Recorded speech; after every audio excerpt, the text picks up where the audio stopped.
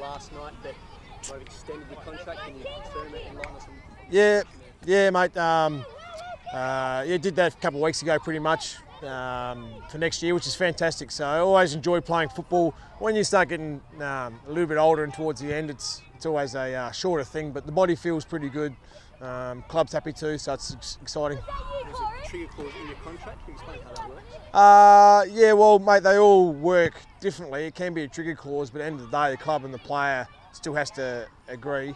They can be games, they can be time, depending on what it wants to be. But club came and inquired, and I was keen, so that's how we did it. You've only missed one game in 3 seasons. It seems like it was a pretty easy decision for you. Oh yeah, mate. Yeah, as I said, I really enjoy football. So I mean, you need to make sure that you can still contribute, and the body's going well, and that the club's still is still happy to have you. That's the number one thing. So it's always an easy decision. So I just like playing football. If I wasn't playing AFL, I reckon I'd still play country football. And the captaincy again. Yep. How pleased are you about that? Well, mate, being able to grow into that, I think, and you learn, especially the last 2 years, and you become more comfortable with it. And I think certainly the older you get, the more you understand what's needed and what's not, and what to pass on to the players, and you have plenty of experience, and that's what you try to do. We've got a reasonably young list now, and it's changed a bit over the past two years, and that's just part and parcel of trying to pass on all your knowledge. What has the last 2 years taught you about being a captain, Sam? Pretty much make sure that you be yourself, and you learn that there's a lot of things that go with it, and some things you need to do, and some things hopefully you can leave alone to a degree. But the main important thing is that you need to be doing the basics well. That's train well, perform well, but also making sure you get the best out of the playing group. And by doing that, that's making sure they understand what it is. Individually, still let blokes have their own personality. You don't want people to fit into the same box. They all fit into the same box. I don't think you get the best out of each player. There's a big chunk of experience comes out of the team from last year. Does that change the way you go about your job as a senior player, but B, as the captain? It's probably going to be a little bit, and that'll be a thing that'll be ongoing, just to see how it works. So initially, when you've got a senior group, probably tend to take care of themselves a bit more, understand what's required and how best for themselves to prepare. So now we've got a younger list, haven't played a lot of footy. So I think it'll just be now making sure all the players are over that, make sure they're doing the basics well instead of going into the real nitty-gritty stuff of the footy.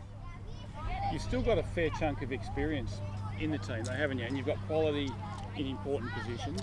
Yep. Are you surprised that a lot of people write West Coast off as a contender this year at this early stage? Look, mate, I understand every time this year, someone's either not going to play finals or they're certainly to play final. I think the players we've got through the spine and as you touched on the senior players, if we perform well and play well as a team, we're always going to go okay. Our young kids coming through, I think, want to get better, understand the importance of how hard you need to train to become a better player.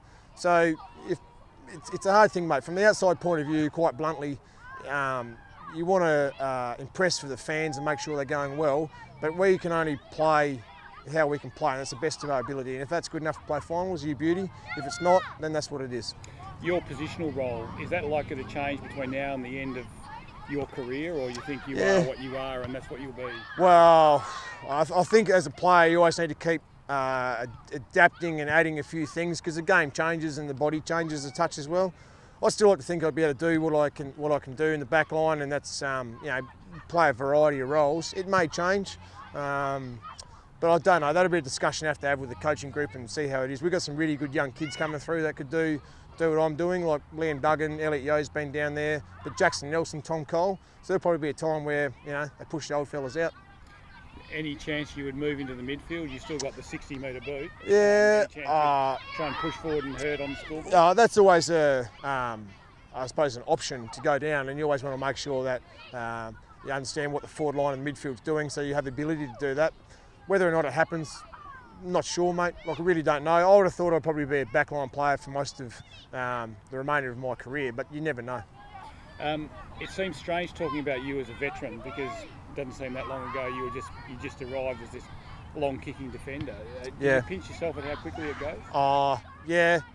It's probably I still remember like Drew Banfield and Rowan Jones and even like Josh Wooden going, mate, footy goes very quickly, and they were 30 and I was first in and they say, whatever mate, no problem. But it goes really quick. So I think when you get older, you tend to, there's two ways you can go. You can really get worried about the opportunities you're going to have and you tend to really stress about it, or you understand that footy's coming to an end and just really enjoy it and make the most of it. So I really hope that I go down that path, because footy could end at any time, and especially the older you get, the more you realise that.